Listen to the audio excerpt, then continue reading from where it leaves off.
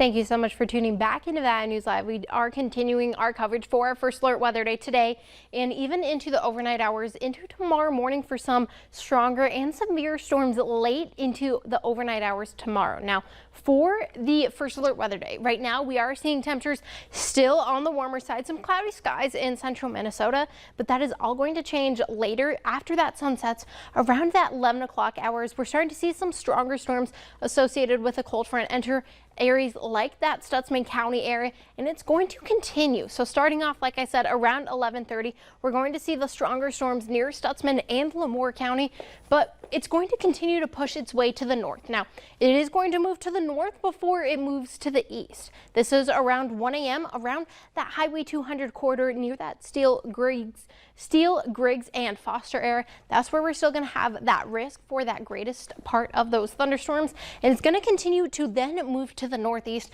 impacting areas just north of Grand Forks, just to the northwest of Thief River. In areas like Marshall and in Kittson County, you are finally going to see some rain chances, although you are still in some drought conditions. Now, as we head throughout the rest of your Tuesday morning, by around 4:30, by the time the valley today starts, we're still going to see some scattered showers in the northeastern part of North Dakota with dry conditions near that lakes country, but it's all going to change tomorrow around 9 a.m. as we're still going to get some stronger storms near that lakes country after there is another band of some storms underneath the heavier band.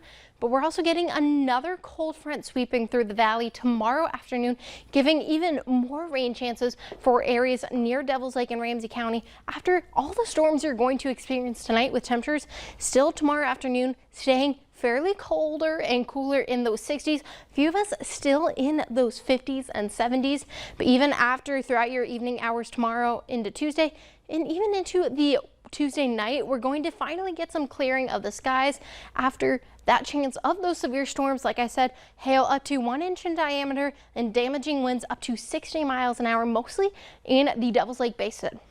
This is where we're currently seeing some of those stronger storms now starting to make its way through the Dickinson County just to the southwest of Bismarck.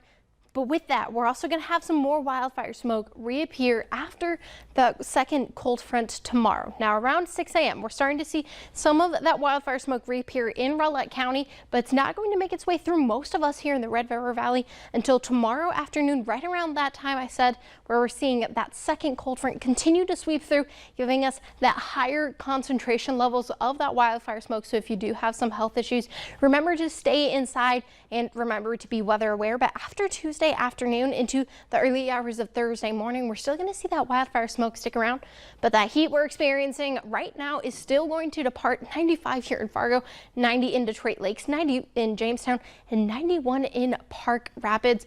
But that heat does finally dissipate here. Like I had just said, we do get into those 40s on Thursday morning, 70s throughout the next week, but then we do relatively heat up into Saturday, only into the 80s though. But Alex, those 70s and 50s are going to be a lot more common after all the 90s, the 27 90s we've had this summer. I would be okay for 27 more. I do, but it's nice to get a few 40s and 60s in there as well. Thank you, Shelby. Later on Valley News Live at 6, today wraps up the Great Minnesota Get Together. We'll give you a look at last-minute fairgoers beating the heat in St. Paul. That in just 2 minutes. Valley News Live, the Valley's #1 choice for news and weather. Watch online or on TV. Stay up to date with the news that matters to you. Valley News Live, always there, always on. If you